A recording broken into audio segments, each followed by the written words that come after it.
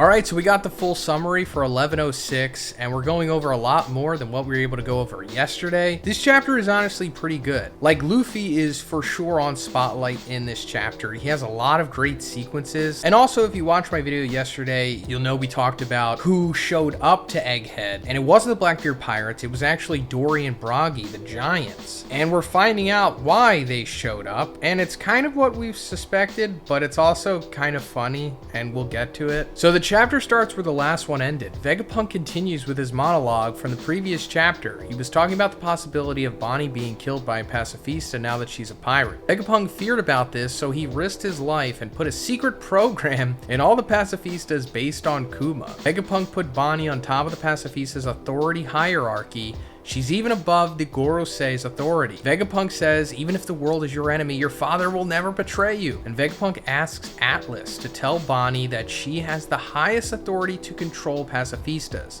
Bonnie says, Daddy, stop, help us to escape from here. And thanks to Bonnie's voice, all pacifistas turn on the Marines. So this was a cool twist, I guess, Bonnie getting control of the pacifistas. I mean, it's understandable, right? She kind of has like an army of her fathers. But it just seems so convenient that Vegapunk just put it in just nonchalantly, like he just put it in there. You know, we're finding out right now at the last second that he was able to do this. And Saturn didn't know because, you know, he's somewhat of a scientist himself. But I wonder if this is going to go past Egghead. Like, is Bonnie just going to have a crew of these pacifistas now? I mean, that would be pretty interesting, right? Saturn realizes what Vegapunk did, and he immediately stabs Vegapunk with his leg. Then Saturn orders Kizaru to kill all of them, so it's about time. Saturn's been talking about killing Vegapunk like pretty much this whole arc. Even before he showed up, it was like CP0 was supposed to go there to kill him. I don't know if this means that Vegapunk is going to die now because, you know, getting stabbed in anime, especially One Piece, doesn't really mean too much.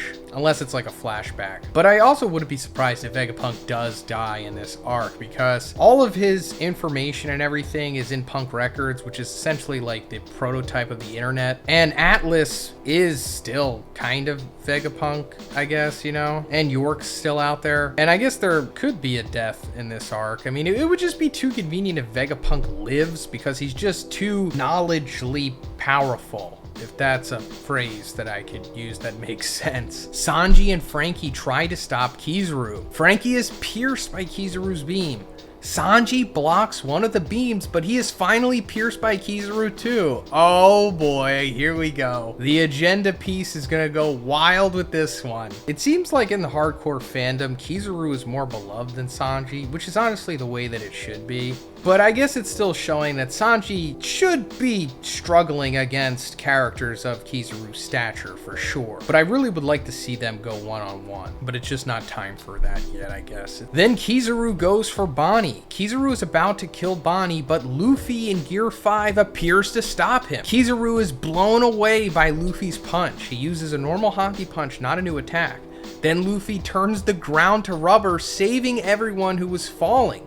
Saturn stares at Luffy in silence. Okay, this is one of the cool sequences I was talking about. Luffy was gassed for the last couple chapters and he gorged himself on food and was able to recover. Now he's back in Gear 5, punching Kizaru just out of the frame and saving everyone that was falling because that's like the cliffhanger from the end of the previous chapter. But Luffy's just showing up super fast and then turning the ground to rubber with his awakened fruit powers, which is amazing. Like, he should be doing this stuff more, to be honest. But as for Saturn staring at Luffy in silence, Saturn is kind of shook of Luffy because he is the second coming of their Antichrist in Nika. And it's heavily implied that Saturn faced Nika in the past, and he probably got whooped by him, to be honest. And I was hoping that we were going to get some commentary here from Saturn about Nika, but yeah, that's probably not going to happen yet. After that, we see that Kizaru is sitting on the ground. He's holding his head after being punched by Luffy. Seems he's fine.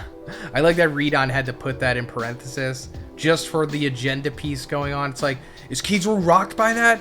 Is Luffy stronger than Kizaru? It's like, yeah, Luffy is probably stronger than Kizaru. Like, Kizaru is still strong, guys. But I think it's safe to say that Luffy Gear 5 is stronger than him. I mean, Bonnie rushes to help Vegapunk, and he reveals Bonnie that Luffy is Nika. In an amazing double page, we see Bonnie crying and looking at the sky where Luffy is doing Nika's pose, the same that appears in volume 103's cover. Vegapunk says, so you haven't realized? But I also wouldn't have believed it before witnessing it with my own eyes. That Straw Hat Luffy that had Kuma's attention turns out to be Sun God Nika himself. And Bonnie says, what? Vegapunk says, Kuma was right. Buster Call, what good will that do? There are people in this world who have waited centuries for him. We also see the ancient robot starts moving a little with Luffy's heartbeat. And also this ancient robot, it's moving a little now. We saw that it woke up when Luffy became Gear 5. And that was like, I don't even remember what chapter that was. That was last year sometime. So I guess it was just chilling there and like it just shifted to neutral or something. Cut to the northeast coast of Egghead Island. Marines report that an unbelievably large ship is approaching. The Marines say it's them, no doubt about it. But I thought they disbanded 100 years ago. The large ship says, should we stop? No, break through. In the epic final double page of the chapter, we can see that the giant warrior pirates ship destroying all Marine battleships in the northeast coast. The Marines say, fire! Darn it, why are the giant warrior pirates here? The two giants that lead the giant warrior pirates attack are Dory and Broggy. Broggy says, look at them, Dory, they're asking, why are we here? And Dory says, what a stupid question. There's no coincidence in this world, right, Broggy? And the Marines say, we have an emergency. The giant warrior pirates have showed up. And Broggy says, yeah, we're here for you, Straw Hat. And Dory says, yeah, the Sun God. End of chapter, break next week. So this is what I was talking about. So first of all, yes, Dory and Broggy are here. The last time we saw them was at the end of chapter 1079 after Shanks took out Kid.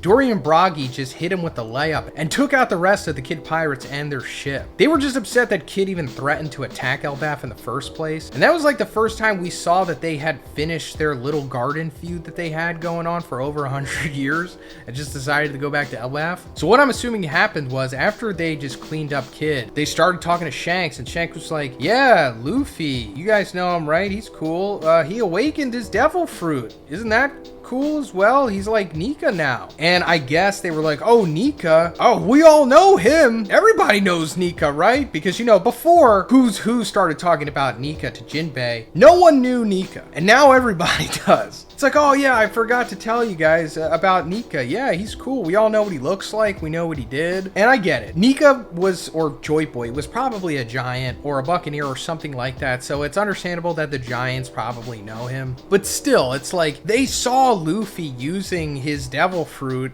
during the Little Garden arc. So they could have been like, oh, that's funny. That's kind of like Nika's fruit. Nika was a rubber guy. You know, Nika that we all know about. But I guess after they found out that he awakened his fruit, they were like, oh, we gotta go to where Luffy is. And like I also talked about yesterday, this is gonna be like the bridge to getting to Elbaf, because that's gonna be like the next big arc of One Piece, we can assume. Because Elbaf has been set up for quite a while now. I mean, it was actually set up in Little Garden when we were introduced to Dory and Broggy, and then there was little sprinkles spread out after that. Also at Thriller Bark with Lola, you know, Big Mom's daughter, talking about how she rejected Loki's offer. Loki, like the Prince of Elbaf, I think that was like his thing. We're gonna get introduced to Loki. That's gonna have a whole story going on. Loki, the god of mischief, as we all know. He's probably going to be a foil character. But yeah, this is just going to be a great way to get to Elbaf, like I said. Also, Saul is probably going to be there. It's very likely, in my opinion at least, that Saul is the man marked by flames. This character will help the Straw Hats find the final road poneglyph, which will lead them to Laugh Tale. You know, now we're really getting into the final phase of the series. It's also even possible that Shanks is still there, although he probably isn't. Or if they're still at Elbaf, then we can just set up Luffy versus Shanks there, but it still seems even too soon at this point. But let me know what you think about this in the comments, and if you liked the video, please give it a like, please subscribe if you haven't already. Have a great day, and I'll see you in the next one.